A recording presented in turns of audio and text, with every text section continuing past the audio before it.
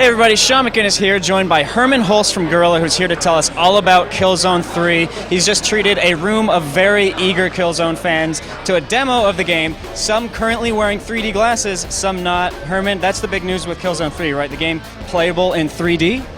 I think that's a great addition to the Killzone experience. It's we've always been a franchise that tried to create the biggest sense of immersion possible. We tried to do that by creating very believable worlds, full of effects, great animations in it, etc. 3D is an extra layer on top of that really helps it a lot.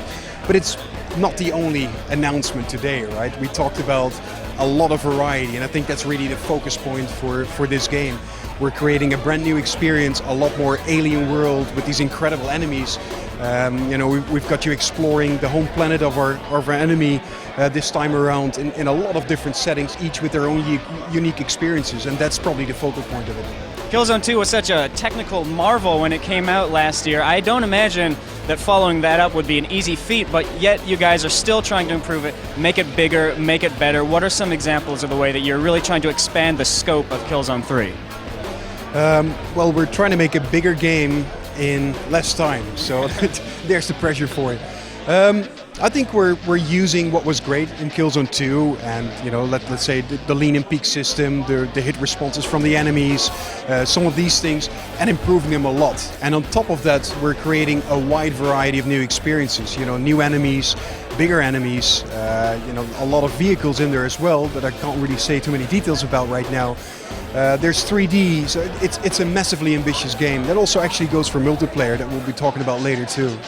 Now, it seems like variety is one of the big themes to the game, at least from the demo that you showed us. You're going to a lot of different places in Helgen, and there's a lot more enemy types. Can you give us a taste of what sort of places that we're going to see, and some of these new Helghast that we're going up against? So, in the game, in terms of the environments, you're going to be going through the nuclear wastelands. There's going to be very alien-looking jungle, very terrifying. There is going to be an Arctic setting, lots of icebergs. Eventually, the finale of the game, you're going to be sent up into space. But even in terms of the variety within this level that's on demo today, you're wielding a minigun on top of an intruder. Then there's some standard run and gun gameplay, Killzone 2 style with a rifle.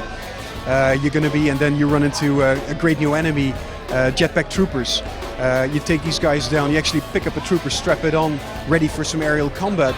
And then in terms of variety, you pick up a wasp gun, which is what I call a portable weapon of mass destruction, to really go all out. So that's just, in the constraints of one single level, that variety. All right, Herman, looks good. One very last question for you. When do you expect Killzone 3 to be out available in stores? Any idea quite yet?